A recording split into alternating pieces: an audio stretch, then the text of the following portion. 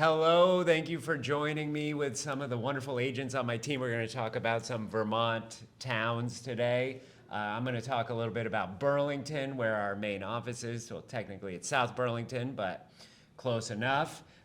Heather's going to talk a little bit about Winooski, where she's lived in the past. Diana, you are currently living in Montpelier. You'll talk a little bit about Montpelier. And Karen, you're going to talk a little bit about Stowe, which is probably one of the crown jewels of Vermont. Why don't we start there? What are some of your favorite things about Stowe?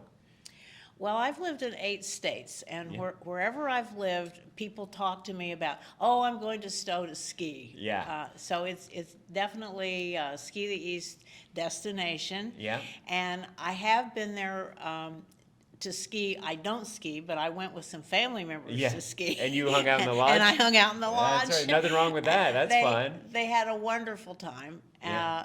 But what a lot of people don't know is that it's a great place to visit all seasons of the year. That's right. It has beautiful fall foliage. In the summertime, there's a lot of camping and hiking and other outdoor activities. Cute little downtown. Yes, lots of shops, lots of restaurants, some art studios. Lots of art studios. Yeah, very nice. Great. I'll talk a little bit about Burlington. So that is probably, especially if you're in the northern part of Vermont, that is like your city. That is the only city that we have around here. And so that's where most of the amenities are going to be. That's where the hospital is, the main hospital for Vermont, UVM, tied to the main college. There are some other colleges, but UVM is really the main one. University of Vermont, and there's some art spaces, there's music venues, there's the historic Church Street, which is the cobblestone walking where it has most of the shops, and then there's the suburbs all surrounding. And obviously the waterfront, can't forget about the waterfront. There's festivals that are always happening. And, one of the big ones is Jazz Fest that I'm looking forward to later this year. But why don't you tell us a little bit about Winooski? That's changed a lot in my lifetime living here in Vermont. Yeah, actually, I kind of grew up in Winooski. I was there throughout high school and a little bit during middle school. And it has come a long way. There used to, I remember before the roundabout. Yeah. Well, why don't you tell people a little bit about what the roundabout is? Well, the roundabout is, I think it's a running satire for Winooski. They actually had put, when they first put it in, they had put a stop sign, or not a stop sign. First they did a stop sign, then they did a red light, but people kept, every time they had to stop in the middle of the roundabout, so you would go around the circle, stop. Too many accidents were happening. Yeah, it's basically like the downtown, I would say, of Winooski, right? It's a big roundabout that has all kinds of restaurants, coffee shop. The Monkey House. Yep. And the community college is right down there too. Yes. And tell us a little bit about Montpelier, our state's capital. Yeah, I was going to say it's our state's capital. It's a cute little town. My grandmother was actually the first female town clerk there. I didn't know that. Yeah. Cool. Her last thing I knew, her picture was actually still in the town clerk's office, which is great. Nice. It's really cute and quaint. Their community is very supportive of each other. They have, like my neighborhood, we even have like a group text chain where, if you want to, like, hey, we're having a yard sale, or hey, I need some assistance. Like, we're always there to meet each other where they're at, which is wonderful. And what restaurants do you like to go to down there? Oh, Sarducci's is my favorite. Yeah. It always has been, but there's a ton in Montpelier. Yeah. There's Mad Taco, Julio's. There's just more than I could even list, but it's a great place if you're looking for a variety of different foods. Awesome. What do you do for fun in Montpelier? There's a lot of bike paths, so if you like to be active, a ton of private trail systems. They have one of the largest farmers markets I've ever seen on a Saturday. It takes up the whole parking lot for the state. That's cool. Lots of local farmers that all come together. What's your go-to if you're going to get something at the farmer's market? Oh, I love to look at the flowers, and those are nice, but cool. other than that, it's typically just the fresh produce. Yum. Yeah, I could like to pickle and can, so I can go and get, something that was picked that morning of or the night before, and And we're starting to get into that time of year where there is going to be more fresh produce here. yes, and I cannot wait. Yeah. Do you know, are there any festivals in Stowe? I believe that Stowe has a lot of festivals. Yeah? I think they have, wine tasting festivals. Oh, yes. And they may be part of the brewery tours in the Yes, fall. yeah. That, not just Stowe, but Yeah. other cities around.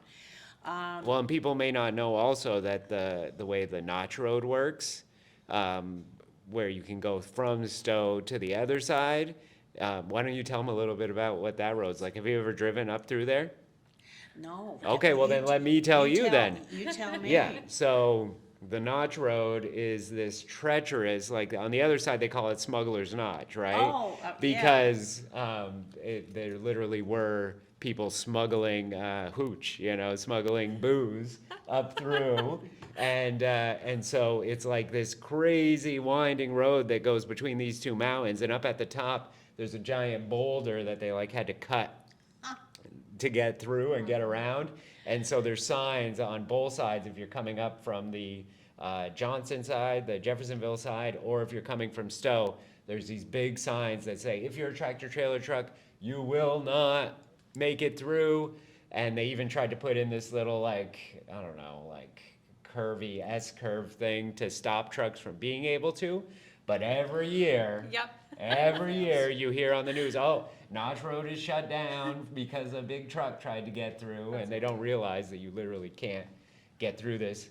But it's so beautiful, and there's hiking paths all up through there. Wow. And because of that, during foliage time, it's a beautiful drive up and over there, but just be prepared. Don't do it if you're in a hurry, because there's gonna be like a line of 100 cars all going slowly, looking at the trees and taking it all in.